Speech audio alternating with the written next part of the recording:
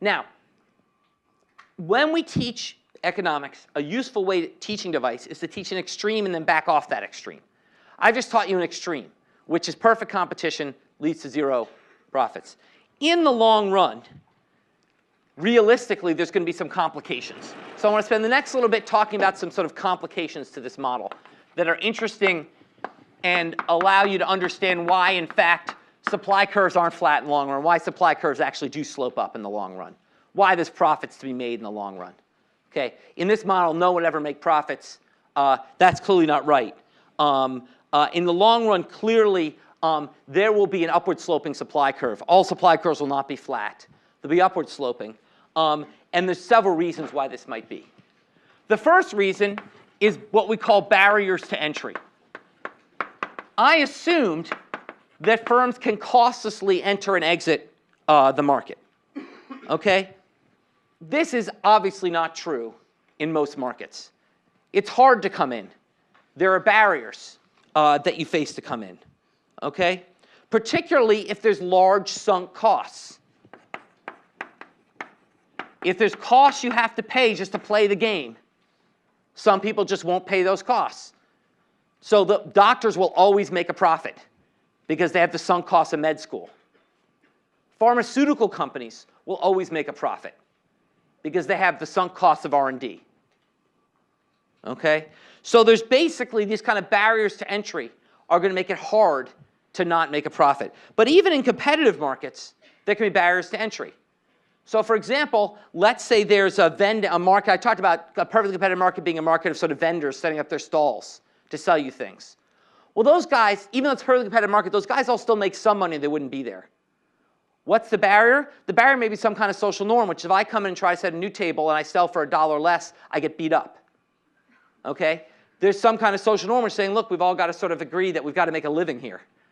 Okay? So there's all sorts of barriers that exist in the real world to entry. If there's a barrier to entry, then competition will not flatten that curve perfectly, but we'll end up with a slightly upward sloping supply curve. Okay? A second reason why supply curves might slope up in reality is that firms will differ. I talked about there being identical firm. Of course, in reality, there are very few identical firms. Firms differ. And if firms differ, you can end up in particular in a case where firms might have different efficiency levels.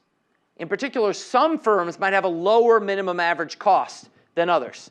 So some firms might have lower minimum average cost than others. Okay? Some firms might have lower minimum average cost than others, and then basically, even as other firms enter, they can still make money. Now, you should quickly think to yourself, wait a second, why don't the lower minimum average cost firms just wipe everybody else out? Just because some firms lower minimum average cost doesn't mean there are profits to be made. As long as there's a couple of lower minimum average costs, they can just wipe everybody else out. And the answer is that the supply may be limited. There may be what we call capacity constraints. There may be reasons why, yeah, I have lower minimum average cost for a while, but not forever. And as a result, I can sort of make some money for a while, but there's still others need to come in to satisfy the whole market. To see this, let's look at figure 11.4, which is a great example from Perloff of the long-run market supply for cotton. Okay? So basically, what we have here is a graph of the marginal cost producing cotton in different countries. Okay? So basically what you have is, for example, it's very cheap to produce cotton in Pakistan. It's very plentiful, labor's cheap, etc. So the marginal cost of producing cotton in Pakistan is only 71 cents a kilogram. Okay, very low. Whereas in the United States, it's $1 more. It's almost $1 more. It's about $1.56. So you might say, well, why doesn't Pakistan just produce all the cotton? And the answer is because they have a limited supply of cotton fields that they can use. So they can produce at a marginal cost of 71 cents, but only about 1.8 billion kilograms. At that point, they run out. Okay? Well, then you've got Argentina. They're more expensive. They're $1.08 a kilogram, but at least they can supply some. and then you've got Australia and Brazil and United States and Iran. So basically what you see is essentially as countries get more expensive, you get this stepwise supply curve. This is the world supply curve. And as countries get more expensive, you get this stepwise supply curve. So think about demand for cotton. If the world demand for cotton was only 1 billion kilograms, then we would have a flat long-run supply curve.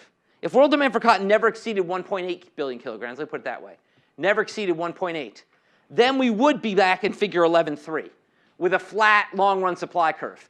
Pakistan would produce all the cotton at 71 cents a kilogram. But now let's say the world demand curve is at 6 billion kilograms per year. Well, now Pakistan can't meet that. So what will happen is Pakistan will produce the first 1.8 billion. Then Argentina will produce some, and Australia and Brazil and Nicaragua and the United States. And finally, the marginal supplier will be the United States at $1.56. Okay? So the marginal cost of the last kilogram produced will be $1.56. But the minimum average cost in the world is only 71 cents. So price is above minimum average cost. It's at the minimum average cost for the US, but it's above the minimum average cost for the world.